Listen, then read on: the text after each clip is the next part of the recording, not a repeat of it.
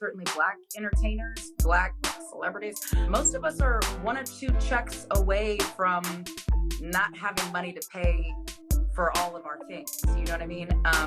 So this stoppage of U.S. President Donald Trump said he now believes as many as 100,000 Americans could die in the coronavirus pandemic after the death toll passed his earlier estimates.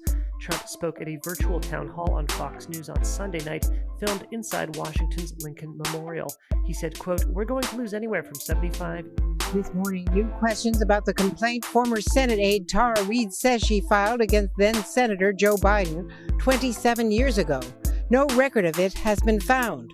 Reid, who alleges Biden... Craven High School in Vanceboro, North Carolina. Tabari Wallace is making sure every one of his seniors is celebrated. Wearing a cap and gown, he delivers these signs to every one of his seniors. All 200. To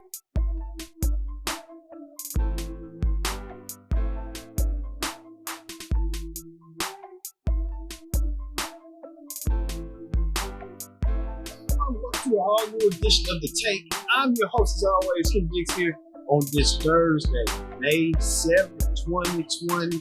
Thank you all for watching. Thank you all once again. Join the conversation using the hashtag Take here on Connect. Thank you again. The Take is the hub of pop culture. We're on location here on The Take. Anywhere but here. Thank you for watching. Don't forget to subscribe. Subscribe and care. Call friend, tell friend, take. All right, let's get to the big story. Big story this week here. Are celebrities struggling to make ends meet? Celebrities such as Gabrielle Union, Lil Boosie, and Black China ask for your help for them living lavish lifestyles. Yes. Gabrielle Union is speaking out about how the pandemic and how the Hollywood shutdown is affecting some Black entertainers. The actress spoke about the topic on an Instagram Live. Let's check it out. for most, certainly Black entertainers, Black celebrities, most of us are one or two checks away from not having money to pay for all of our things. You know what I mean? So this stoppage of work and money is impacting marginalized celebrities the most. So let's break this down a little bit. In a tweet, Gabrielle later clarified that she was not comparing her current financial situation to that of the majority of working Black actors. She followed that up with a tweet saying, quote, "The average actor makes around 15 work. If we just look at Black actors, those numbers go down even further." So Erica, we broke it down a little bit. Break this down a little bit further for us. So I just want to be very clear. The reason why this went viral is because this clip was taken very much out of context, and I do believe that it was a part of clickbait. The conversation was very much about entertainers, Black entertainers, and influencers. However, I do want to caution people from losing the message in the messenger. Maybe Gabrielle Union isn't your messenger, but if your message is you are a person in any marginalized situation where you are receiving less money than your non-marginalized counterpart, then this is your message. Do not diminish the message because you don't like the messenger. If someone is going to advance a conversation, you take that and you go to your respective podium in order to advocate for yourself and the people around you who are actually affected. Because what we do is we diminish the message, because that gives the person who is best able to change the situation a reason not to do so, because we're over here bickering about who should be the messenger. We should all be the messenger. So make sure that we're taking the message that equal pay is important for all of us and advancing the conversation according to our communities and our situations, not talking about who should be doing the talking. I mean, you said it perfectly, Erica. Tori, you have anything to add on to this? No, I'm going to say silent because that was absolutely perfect. I like how we're feeling each other. Tori is like, should I give you a chance to talk? Because she nailed it. Good job, Tori. By the way, Tori, quickly, is that my favorite dress that you're wearing? The scuba dress. Yes, I thought you would recognize it. There you go. I just got to look at it right now. I appreciate that dress. In case you guys don't know, that goes way back for me and Tori and Erica too. Goes back to season one. Brings back some memories. All right, thanks for busting it out. You saw right there, many of these celebrities, Black celebrities, Black China, Gabrielle Union, and Boosie, asking for a reach out and touch. But how could they ask you to reach out and touch when they should have enough means to make at their form of entertainment. So we'll see on that note. All right. In other news, man, speaking of other news, rapper Meghan Thee Stallion teams up with one particular singer on her Savage remix, and many of you know who she is. But this. Coming straight up out that third, I whip through it like I stirred it. Wood grain, we swerving, keeping his mind all on these curves. Coop fly like a bird, hold on him like birds. Always keep my word, so I don't do crosswords. Stallion with a writing like them hot girls, them hits. I hop that shit the way I hopped up and slid. I pop my now watch me pop up again. I mop the float, now watch me sweep up these ends. Savage, classic, bougie, ratchet, sassy, moody, nasty. Wanting to be a performer, like wanting to be in the music industry, like wanting to be any type of entertainer. You look at Beyonce and it's like, Beyonce is the standard. Like Beyonce is here. Like Beyonce is what you want to be. But yeah, being from the South Side and Beyonce's from 3rd Ward, which is like right around the corner from my hood. And I go to school at TSU, you know, that's right around the corner. I'm low-key crying right now. Hold on. It's really like crazy. So I really just can't believe that shit. Like I really couldn't believe it.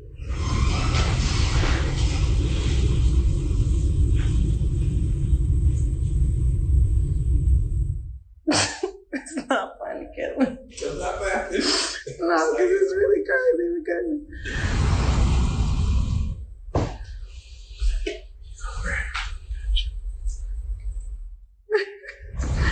it's really crazy because like my mama was like a really huge fan of Beyonce and she used to make me watch a lot of Beyonce stuff. And it's like, when I met her, I was like, oh my God, like, and I didn't want to be like, oh my God, Beyonce, me and my mama love you. Like, this is crazy. I can't believe we meet you. And it's just like, dog. For Beyonce to even do a song with me, I really only been out for like 2 years. This is the beginning of year number 2. Like, Beyonce. Song right there. Beyonce teams up with Meghan Thee Stallion to give Savage a good remixing thing. Savage already reaching up in the top charts, number 5. Savage here to make it. Beyonce put a little stink on it. With that too in mind that Beyonce is Nicki Minaj and Doja Cat. Doja Cat doing teaming up together with Say Something. Well, Doja Cat, it's the Nicki Minaj help. Nicki kind of, go on a little bit on their little tirade. We'll see on that note with that. All right. In celebrity news, former President Barack Obama and First Lady Michelle Obama have announced that they will deliver the virtual commitment message to the country's high school seniors amidst the COVID-19 pandemic. Yes. Barack and Michelle Obama are coming through on what seems like 2020's most requested graduation gift. The former president and first lady will deliver commencement addresses for this year's graduates. Yep, all of them, in not 1, but 3 virtual ceremonies. President Obama shared the news on Instagram, revealing plans for him and Michelle to headline separate events for high school and HBCU grads, sharing in his caption that the landmark is something he's always happy to recognize, but especially now, writing, quote, "I've always loved joining commencements, the culmination of years of hard work and sacrifice. Even if we can't get together in person this year, Michelle and I are excited to celebrate the nationwide class of 2020 and recognize this milestone with you and your loved ones." The former Commander-in-Chief's high school address will air live on all major networks and numerous other broadcast and streaming platforms May 16th, organizers announced on Tuesday. Partners include the LeBron James Family Foundation, and stars from the Jonas Brothers to Yara Shahidi will be making appearances. The former FLOTUS also chimed in on her own Instagram page, announcing that she's partnered with YouTube Originals through her Reach Higher initiative to host a special virtual graduation for the entire class of 2020 on June 6th. And yes, her husband will be making an appearance among other very special guests, reportedly including Lady Gaga, BTS, and Alicia Keys. Michelle acknowledged that the pandemic has made what should be a festive time unexpectedly challenging, but explained why she and Barack want to do their part to make sure everyone crossing this rite of passage feels recognized for a job well done. Writing in part, "I know that none of you imagined you would be closing this chapter of your life through a computer or phone screen, but I still want to make sure you get the celebration you deserve." We're already tossing our caps in the air. Congrats to all 2020 grads. Commendable job by the Obamas. Want to relieve the high school kids about their bright future, and they want to do so by delivering the commencement messages worldwide. Commendable from the Obamas. Wonder what you think what the Obamas do? They was dealing with this pandemic, well as Trump is trying to dismiss it, trying to target anybody he can to make himself look good for the general election. Well, we'll see on that. All right. In other news, singer and reality star Jessica Simpson has her new book called Open Book, which details her marriage to Nick Lachey, her rocky marriage at the beginning, battling with alcoholism, and the pressures of being rich and famous. Well, in an interesting tidbit, as Jessica went on Instagram, asked her starter as she started reading her book this. What in the world are you already reading so fast? Oh, I'm on the chapter of, I'm on the second chapter of your book. Are you? That's amazing, Max. Jessica Simpson's 8-year-old daughter started reading her book. Do you think it's too young for her to start reading about her mommy's life like that? And when you think about it, it's Hollywood, they're going to do what they want. They're Hollywood kids, Hollywood parents. They're going to grow up too fast. You know how that goes. So, Jessica Simpson, I think she's looking at it like, my dad did when we was church-going girls. Yeah, church-going girls. I would just worry and remember about that. Speaking of that, a lot of people know about the popular Versus series with that debacle with Teddy Riley and Babyface, where Teddy Riley kept messing up many attempts. Babyface got it right the first time, and many times Teddy Riley got it right. Well, now fans are calling for Brandy and Monica to tangle. Brandy and Monica had this to say. The reality is, people have put us against each other for 20-something years. And she's one of the greatest artists of our time as well. So could we do a celebration or something of that sort? That would be the only thing that makes sense to me. Because I've been trying to tell people for about 25 years, you can like both, my G. You're going to make this, you're going to turn this into 1998 all over again. And I have no interest in that. They're saying they've been pitted against each other for so many years, for almost 25 years, that it's so inevitable. But Ray J was agitated for that to happen. Brandy and Monica, well, they get together, not get together. Still gonna be looking at as competition at the end of the day. Brandy and Monica got to do what they had to do. I think Brandy released a new song called Baby Mama, which is on the charts right now. Ain't getting no traction. So, I missed the old Brandy when she had Chris Brown and everybody else. Just me being honest. All right. We'll be back with more tape. Don't go nowhere to tape on location after this. Before hood. Well, but Wendy Williams sounds off with this.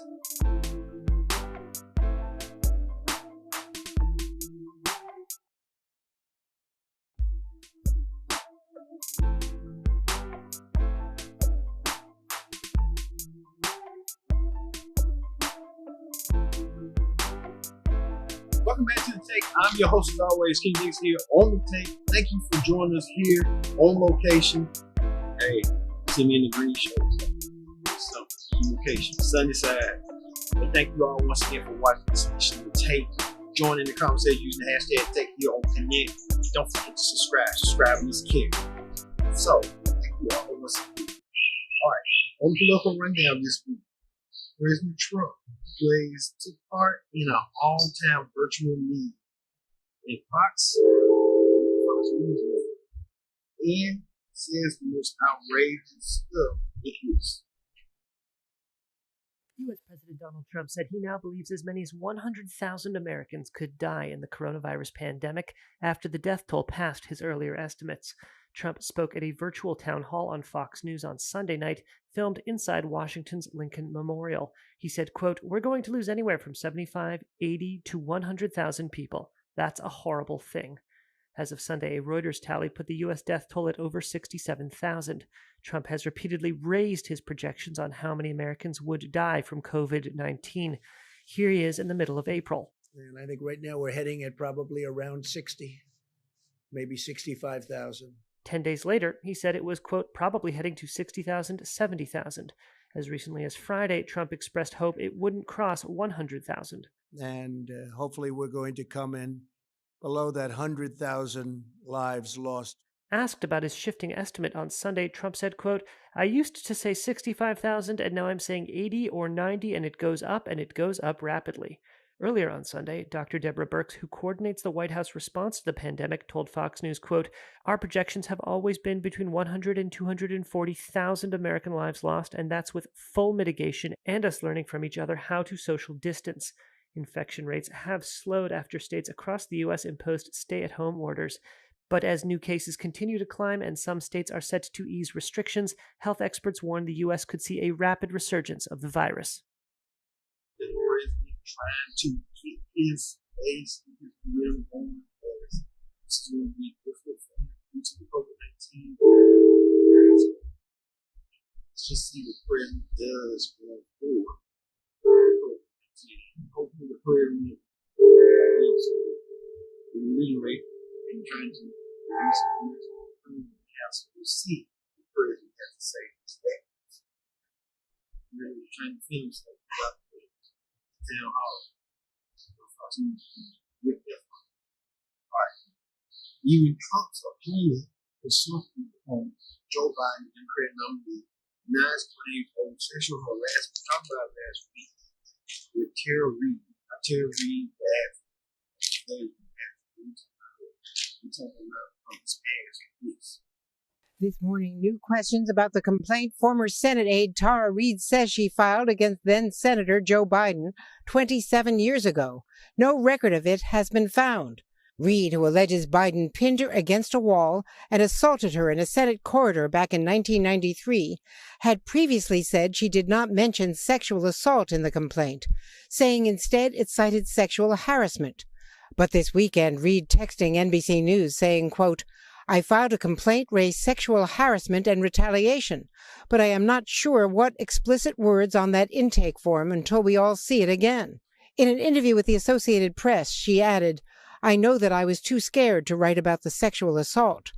Biden saying neither he nor anyone on his former staff recall any such complaint. He has written to the Secretary of the Senate asking her to release any records relating to Reid. Over the weekend, Reid also canceling an appearance with Fox News Sunday's Chris Wallace. She told NBC News over concerns for her own security. Meanwhile, the apparent Democratic nominee is forcefully denying the accusation. I'm saying unequivocally, it never happened. Michigan Governor Gretchen Whitmer, one of Biden's possible choices for a running mate, strongly defended him on CNN. I don't believe that it's consistent with the Joe Biden that I know, and I do believe Joe, and I support Joe Biden. Whitmer, a sexual assault survivor herself, rejected the idea that there is a double standard among those who believed Christine Blasey Ford's allegations against Supreme Court Justice Brett Kavanaugh. Just because you're a survivor doesn't mean that every claim is equal. Now the New York Times editorial board is calling for the Democratic National Committee to launch an independent investigation into the matter, including examining Senate records Biden donated to the University of Delaware years ago, currently sealed until after he leaves public life. Biden insisting the university has no personnel files. Go back, keeps on making claims now.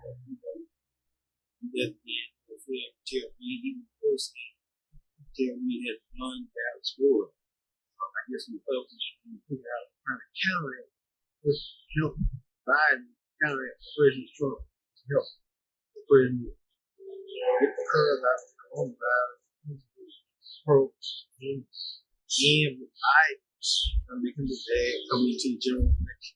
You see that they even did made a hope Biden had earned the promise and make some guarantees. Biden hasn't replied back again, but we know what he's talking about in that form, in that realm. All right. On news this week, fast food chain Wendy's announced that some of these locations have been won't have beef products and will remove burgers from its menu. Yes. Erica, customers showing up to Wendy's around the country saying they're a bit frosty when they find out there are no burgers for sale. And it's not limited to just this store in the Austin neighborhood. We're talking about franchises from coast to coast. Asking customers to bear with them, the bags moving through these lines are burger-free because of one word: fresh. While other chains use cold storage to store beef, Wendy's does not, which makes regulating their inventory trickier. When they start to see this bottleneck of trying to get supplies, they're going to slow down the purchases, and that's why you're seeing some of this limiting in local stores. Analysts at Stevens Financial Services say Wendy's is more exposed, given its famous focus on fresh beef. 18% of stores, they say, have listed all beef items as out of stock, including 23% of Illinois stores, 34% in Indiana. We tried to order from several Chicago area stores today, beef products just not on the menu. Phase 1 of America's beef shortage was panic shopping, emptying store shelves. Phase 2, a spike in COVID cases at processing facilities where social distancing is tricky at best. These facilities are elbow to elbow, shoulder to shoulder type work typically. You're going to start to see a slowdown in the amount of throughput through these facilities, forcing factories to reconfigure their workflow and Americans to reconfigure their diet.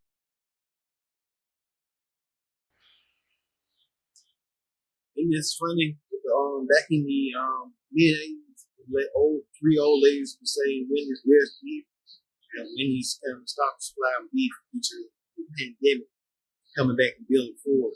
So Wendy's now got to say, we go to Wendy's, where is the beef? Because that's the majority of their meals, beef, hamburgers.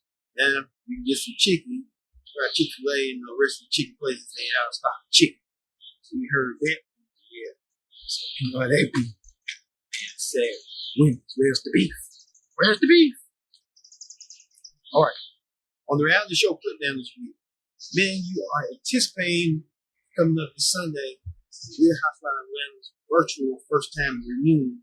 Talking about Mimi got upset and turned her computer off after being dogged and dragged off on the Real Housewives of Atlanta. Yes. Tonight on the Real Housewives of Atlanta reunion. For the extra women out there, honey, to just extra bitch right in the house with our little Hennessy and Red Bull. Here I am, fabulous and ready to slay. Get into it, girls. When have you ever had a man on this show other than the one you and Dini were f***ing at the same time? First of all, I will never forgive you for ever speaking on my child. Do you see me? Do you hear what I am saying? I never spoke on your child. You did. I'm embedded in your motherfucking brain, bitch. ATL came up. You got cheating on me. Bye. Oh, what happened? I don't see it anymore. All right, you saw a teaser of the clip that Nene looked scared up, tired. She does it. Can't stand the rain and want to get away from the rain as much as she can. Well, to add a little salt to the wounds, even I would say one lady that know me in particular was a cast member of Real Housewives of Atlanta, Claudia Jordan, didn't hold back her former castmate and why she didn't walk out, why she shut off the computer during the Real Housewives of Atlanta with this. She's the one that asked for us to all go, and she ended up walking out because as soon as it got hot in there, when people were bringing up their issues, she only wanted to hear what we did wrong. And it's like, most of the people there, I will say, were ready to be like, you know what, I'm not perfect, I fucked up too. But if everyone's on that level and you're the only one that's not, and like, you did this to me, therapy is never going to benefit you if you cannot look in the mirror and say, look, I've done something wrong as well. That's what they're Go ahead, Lisa Ray. I feel you. I hear you. It's going to be different. Well, Nene probably doing some new reason to take blame for her action. Nene's the type of person that likes to take blame for me. So we'll see that found viral video of the week. As a North Carolina principal wants to do something different for his high school students, both due to the coronavirus and forced school shutdown. Finds a way to handle the high school students, their homes.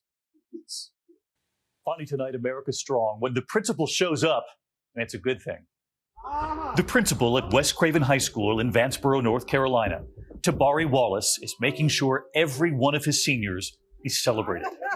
Wearing a cap and gown, he delivers these signs to every one of his seniors, all 220 of them. This is for you, sweetheart. We're going to plant this here, okay? Sierra Dawson taking a bow. The students come running, and tonight, hi, David. Principal Wallace telling us why he's doing this. We believe that they've been through enough, and that's the least we can do. We ask each senior to let that sign serve as a bridge until we can get them across the traditional stage. Across this country, principals telling their students they are not alone. In Wellington, Florida, Kara Hayden, the principal planning a sign in valedictorian Max Legatus' yard, as he watches with his mom, Cheryl, the school placing signs at the homes of every one of their 626 seniors. And in Wiley, Texas, Principal Verdi Montgomery visiting every graduating senior's home. 800 miles traveled in all. I get emotional real easy with my kids, and it just seemed like the right thing to do. It just brought a smile to my face and made me really happy. While back in North Carolina, Principal Wallace tonight and his hope for every graduating senior. We believe in you, we trust in you, we're proud of you, and we definitely empathize with what you're going through.